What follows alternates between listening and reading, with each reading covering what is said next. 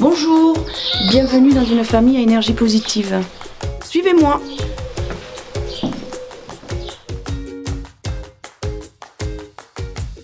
Ici vous êtes à Mont-de-Marsan, au 9 avenue du Tursan, donc chez la famille Bougue-Palace, où nous sommes 3.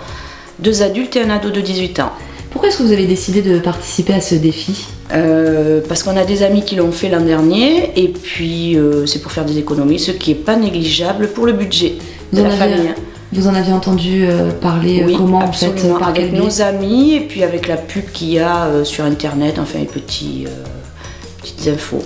Alors qu'est-ce que vous avez mis en place, vous par exemple, dans la maison pour faire des économies d'énergie? Alors nous on a mis en place tout ce qui est ampoule LED, on coupe les veilles, chose qu'on faisait jamais. On a un thermostat qui est réglé à 18-19. On met des couvercles sur les casseroles, chose qu'on ne faisait pas avant. Et pour la cuisson au four, on arrête toujours avant et on laisse le terminer dans le four. On a aussi un sèche-linge à condensation. On met le maximum de linge à sécher dehors. Voilà. Mais là, avec ces temps de pluie, ça a été bien d'avoir un sèche-linge. On a mis en place aussi le sablier sous la douche, mais qui n'est pas respecté régulièrement. Voilà. On a aussi mis en place pour charger les portables. Donc une fois qu'on a terminé, on débranche la prise et on la range.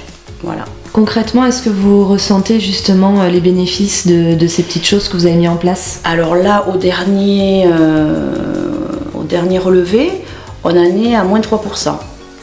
Donc c'est pas trop mal, mais on espérait faire un petit peu plus. Pourquoi c'est un plus pour vous, ces économies d'énergie? Parce que ce qui est en plus, on peut le mettre à autre chose, notamment les sorties, plein de choses. Voilà. Donc c'est du positif. C'est du positif. Si vous devez faire le bilan. Oui, c'est du positif complètement. Donc l'année prochaine, on refera également notre inscription à la famille à énergie positive.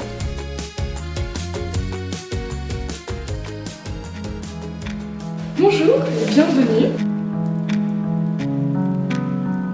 Bonjour, je m'appelle Floriane, je suis Saint-Pierroise depuis 2 ans et demi et je participe au défi Famille à énergie positive. Alors déjà la première raison c'était d'apprendre à connaître des gens en arrivant sur l'agglomération, donc c'était une occasion. Puis c'est vrai que le nom Famille énergie positive m'a un peu interpellée, je me suis demandé ce que c'était et puis du coup je suis venue aux premières réunions. Et j'ai vu que c'était donc faire des économies d'énergie, eau et autres. Et du coup, l'idée c'était effectivement de pouvoir joindre l'utile à l'agréable. J'avais déjà essayé de faire des éco-gestes avec mon fournisseur d'énergie. C'est vrai que c'était pas toujours des éco-gestes adaptés. Donc là, c'était en découvrir de nouveaux, puis en même temps faire baisser la facture.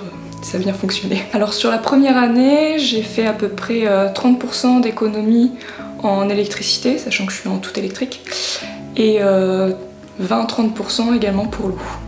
Donc c'était déjà une belle réussite la première année. Alors nous, on a vraiment essayé de mettre en place ce qui ne nous apportait pas de contraintes.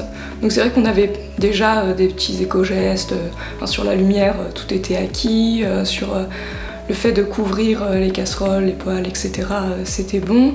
Donc par contre, on n'avait pas mis d'éco-mousseurs, où on avait des éco-mousseurs de base au niveau des robinets. Donc là, on en a mis à 3 litres minute sur tout ce qui est salle de bain, avec un débit un peu plus important au niveau de la cuisine. On a forcément des besoins plus importants pour les casseroles, etc., à remplir plus vite. Des petites choses sur une prise donc, qui nous a été fournie pendant le défi la première année pour avoir une extinction automatique de tous les appareils, toutes les veilles associées quand on éteint l'ordinateur ou la télé. Donc c'est pratique, ça permet, même si appuyer sur un bouton finalement ça semble simple, c'est des choses, voilà, ça se fait automatiquement, donc du coup on a la box internet par exemple qui se coupe toute seule. Donc c'est pratique, pas besoin d'y penser. Et puis là, cette année, on a essayé de tester un peu une nouvelle méthode, donc la cocotte norvégienne dont nous avait parlé Jean-Paul Rousset depuis le début. Donc on a essayé de la mettre en place en version simple, parce qu'on n'est pas bricoleur, donc mais qui permettent déjà de faire des économies au niveau de la cuisson, puisque du coup le principe c'est d'avoir un contenant bien isolé, faire bouillir l'eau avec les pâtes, les plats, etc. et puis ensuite couvrir et maintenir dans ce contenant isolé pendant de longues minutes, voire des heures pour que ça cuise à petit feu.